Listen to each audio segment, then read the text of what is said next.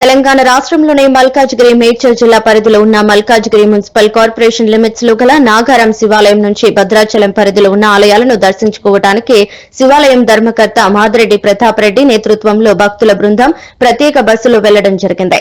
భద్రాచలంతో పాటు సీతావాగు, పర్ణశాల, గోదావరి నది, దుమ్ముగూడెం మండలం, నర్సాపూర్లోని చిన్న అరుణాచలం, మల్లూరులోని శ్రీ లక్ష్మీ నరసింహస్వామి దేవాలయం, ములుగు జిల్లాలోని సమ్మక్క సారక్క దేవాలయంను సందర్శించడం జరిగింది.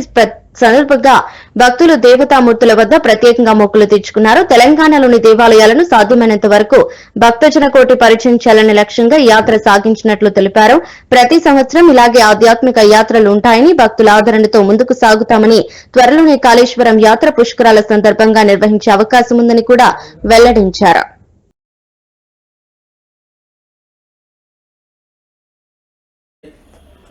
మేడ్చల్ మల్కాజ్గిరి జిల్లా పరిధిలో ఉన్న మల్కాజ్గిరి మున్సిపల్ కార్పొరేషన్ లిమిట్స్లో గల నాగారంలోని ప్రసిద్ధి చెందిన శివాలయం చెందిన భక్త బృందం ఆలయ ధర్మకర్త మాదిరెడ్డి ప్రతాప్ రెడ్డి గారి నేతృత్వంలో ఆలయాల దర్శనానికి వెళ్ళి రావడం జరిగింది. ఈ నేపథ్యంలోనే ఆధ్యాత్మిక చింతనను భక్తుల్లో మరింతగా ఈ ఆధ్యాత్మిక రంగానికి సంబంధించి ముందుకు తీసుకెళ్లే క్రమంలో సనాతన ధర్మ పరిరక్షణలో భాగంగా ఈ యాత్రకు సంకల్పించడం జరిగింది. ఈ క్రమంలోనే భక్తులం నాగారంలోని శివాలయం టెంపుల్ నుంచి బయలుదేరి తొలుత భద్రాచలం సీతారాముల వారిని దర్శనం చేసుకోవడం జరిగింది. అనంతరం సీతమ్మ వాగు ప్రాంతానికి వెళ్ళారు. అక్కడి నుంచి పర్ణశాలతో పాటు చిన్న అరుణాచలం కూడా వెళ్ళడం జరిగింది. తర్వాత మల్లూరు శ్రీ లక్ష్మీనరసింహస్వామి టెంపుల్ను కూడా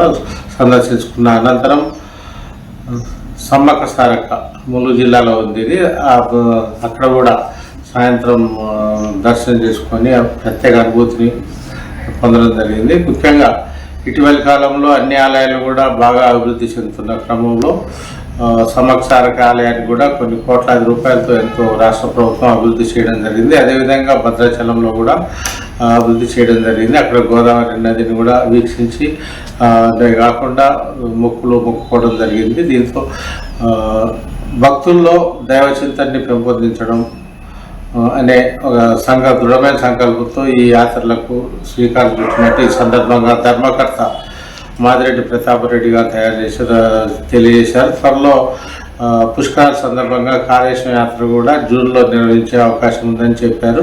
ఏడాది కనీసం ఒక 4 యాత్రల చొప్పున నిర్వహించడం ద్వారా భక్తితో పాటు విజ్ఞాన వికాసానికి కూడా ఈ యాత్రలు ఎంతో దోహదపడతాయనే ఉద్దేశంతో తాము ఈ కార్యక్రమానికి శ్రీకారం చుట్టినట్టు ఈ సందర్భంగా మాదిరెడ్డి ప్రతాప్ రెడ్డి గారు తెలియజేశారు.